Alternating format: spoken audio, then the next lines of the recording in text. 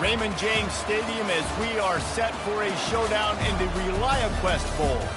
There's nothing quite like wrapping up a regular season with a bowl victory. It just leaves a good taste in your mouth going into the offseason.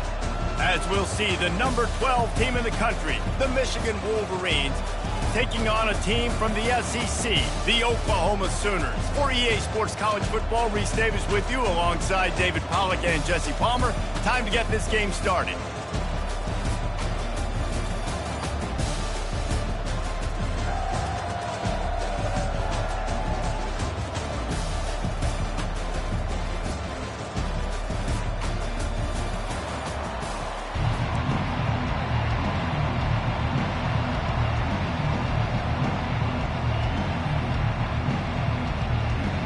Kickoff team out there ready to tee it up in this bowl game. That ball skips through the end zone. It's a touchback, and they'll take over at the 25-yard line. The Wolverines offense will get the first swing of the game. And here comes this quarterback when he takes the field.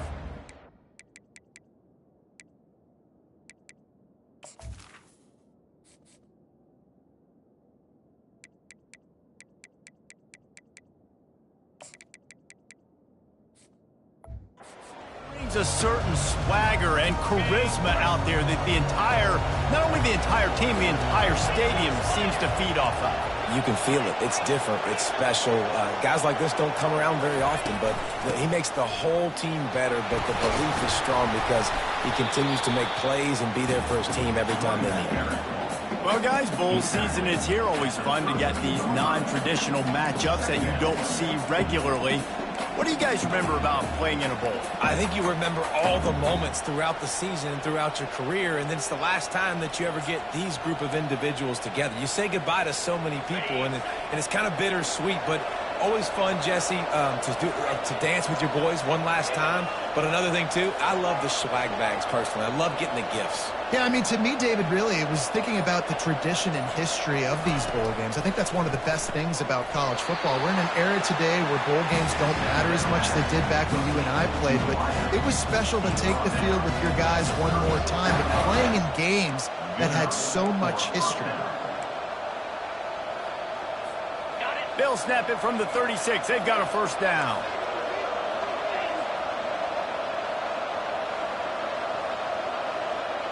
To the air, it's James. They'll run the screen.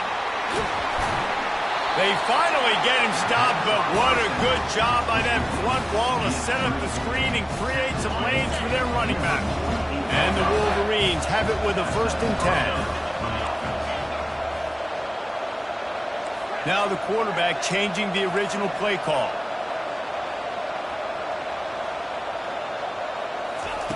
They'll throw it on 1st down. Snagged in the middle. It's Morgan.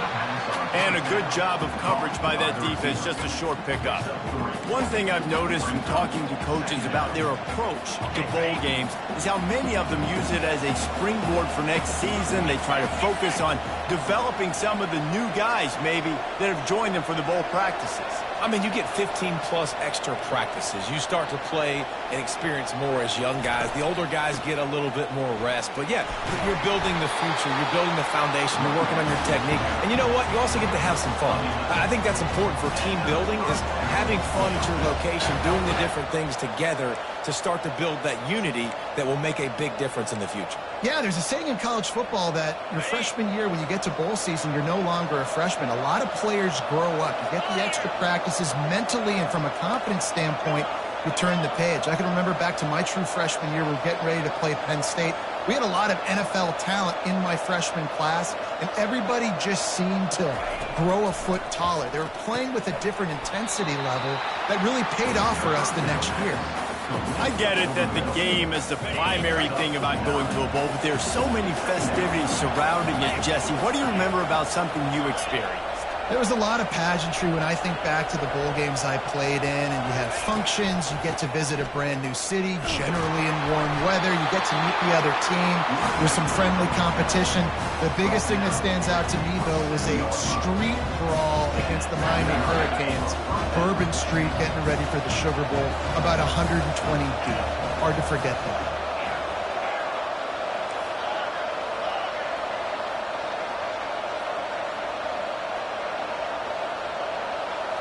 To the air, it's James.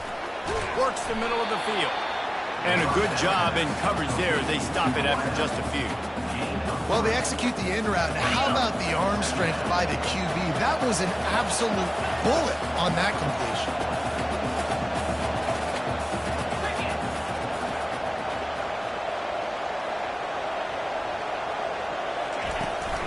Taylor has it.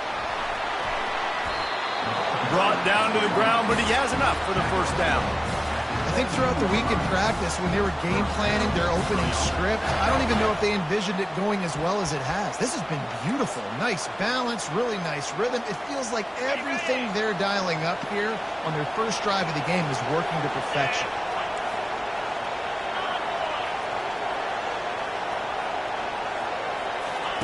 From the red zone, he's going to throw it. They're setting up the screen. And the defense able to drag him down, but not before. They'll recycle that down marker. That was just a perfectly choreographed screen. The line got out on time. The running back had a wall in front of him. And I think the quarterback did a really good job of selling pass and then kind of dodging the pass rush, getting it to the running back, and then let him do the rest. You got him in space, he'll pick up yards in a hurry. Snapped it in the shotgun. And that defense gets to him, and down he goes at the 9. And for quarterbacks throwing the ball down this close to the goal line, because there's so many bodies in such a small space, oftentimes routes take a little bit longer to develop, and it forces quarterbacks to have to hold on to it a little bit longer. That's the risk and danger with throwing the ball so close to the goal line. You might get sacked.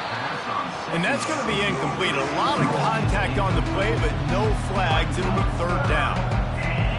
This is one of those momentum turning points. If this defense can force a field goal attempt, that is a victory for them.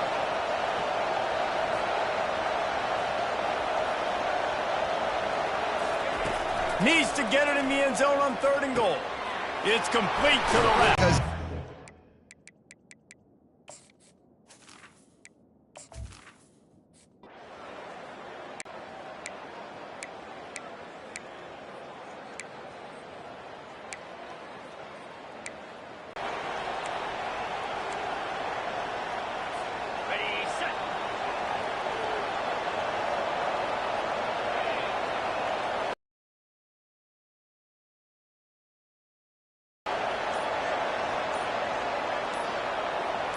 To the air, it's James.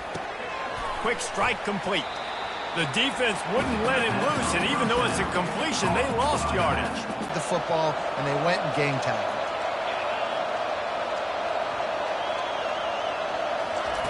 Wants to throw on 2nd down. Got it in the middle, it's Stone. They get him down after he makes the catch. Well, the defense playing zone coverage there. They're taking away all of the QB's primary options down the field, so he has to check it down to the drag running underneath.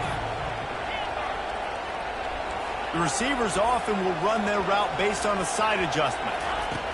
On 3rd down, he drops to throw. Fires on the move. How about getting the foot down on that throw for the big completion?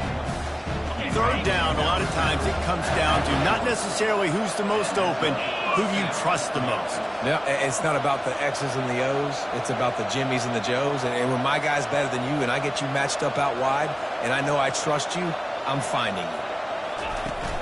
From the gun, running back gets to give. And sticking to the run. I tell you what, a lot of teams that are really good are really stubborn, and they continue to run the football even with little success. So this offense is going to continue to focus on running the football. You can tell.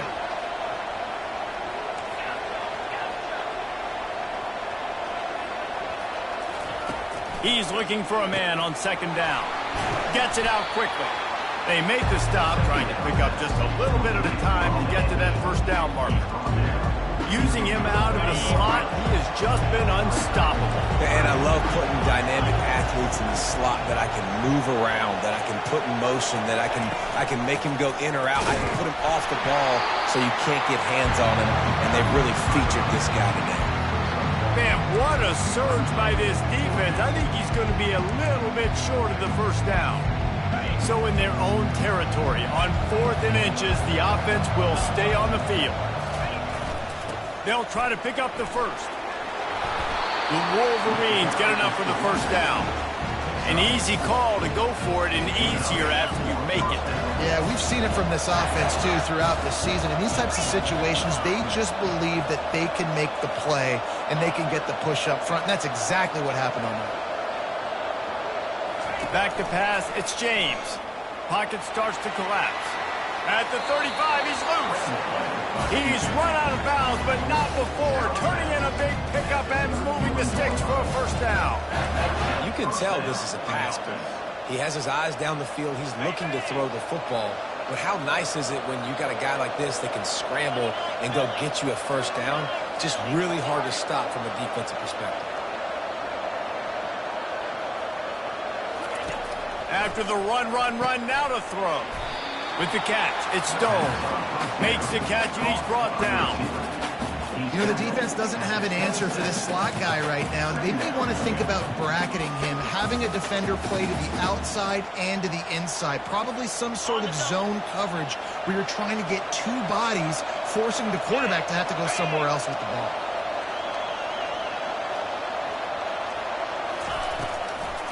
It's a draw. Tough run in this part of the field. He's got 4 down to the 23. That didn't bust for a long one, but now third down becomes very manageable. It's not third in eternity. Now the whole playbook, short passing game, long passing game, all of it's available. Wants to throw on third down. Using the quick game. Slammed to the ground, but not before he gets the first down. When you're a playmaker like this guy is, your coaches are going to dial up plays intended for you, especially on third down. That's what you saw in that last play. There was no question where the quarterback was going with that football. All week long, they decided on the biggest downs of this game, we're going to target our best player. And we're going to... That ball is intercepted at the goal line. And they'll close in on him after a good return on the interception.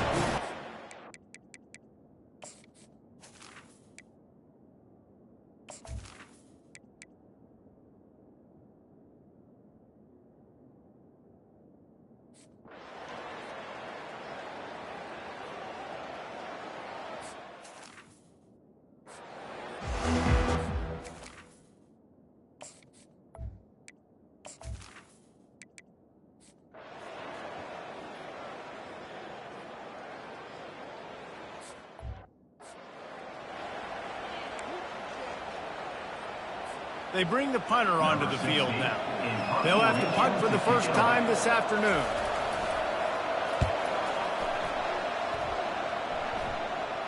Not going to risk a return here. He'll make the fair catch.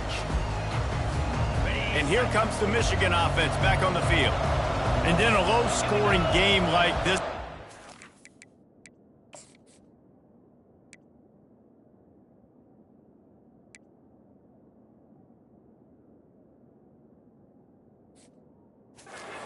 every possession is magnified. And I think more than anything, it just gets frustrating. And you got to put that behind you.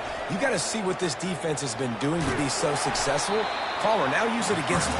Yeah, David, I think for a play caller, this is tough, right? It's like you have to get the perfect play on just to get a first down.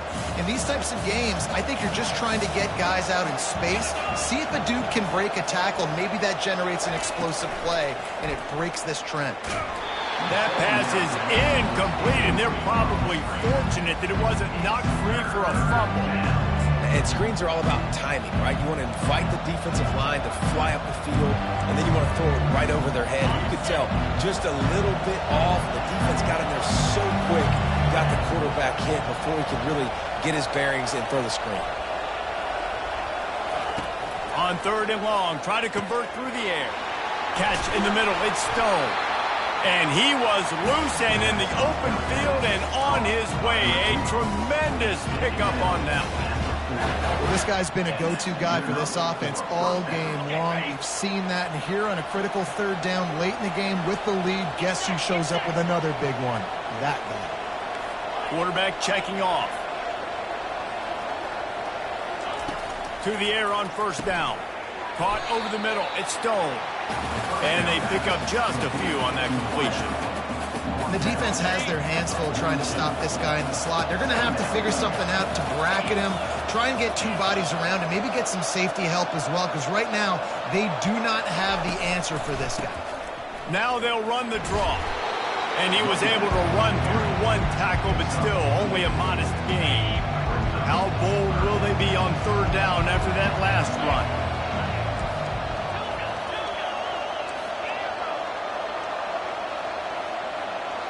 Wants to throw. It's James. Trying to escape and get it himself. They bring him down, but not before he gets just enough to move the chains. And the Wolverines are on the move. Out of the gun, they'll run it inside. A strong tackle and wrap up from the junior. At this point of the game, the offense has the lead. The offensive coordinator knows they want to keep running the football. So he's going back, he's looking at his playlist, and he's saying, which runs work the best for me in this game? What can I lean on right here to make sure we win this one? He's going to pass on second down. Moves around to clear up the vision. And he can't find a receiver, and down he goes. And that's a great job by the defense not letting that bird out of the cage. When you can run like this guy can, you got to keep the edge. Did a great job. He went backwards, retreated, gave up some ground. They didn't give up the outside, got the sack on the play. On third and long, you'll have to turn it loose deep. And he got smacked just as...